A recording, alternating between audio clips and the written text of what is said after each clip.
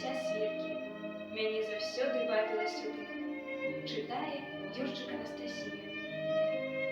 Мяне заўсёды вабіла сюды, у гэты край лясны і камяністы, дзе доўга нараджаюцца сады, дзе сосны скрозь і між бяроз махрыстых. Мяне заўсёды клікалі лясы, рака бяроза чысцінёй вытоку. Такой нідзе не бачыў я красы, хоць я ад дому адзяжджаў далёка. Мяне заўсёды суцяшаў спакой вясковага ляснога адвячора. І той туман дымок над ракой, што не бывае на радзімы горкі.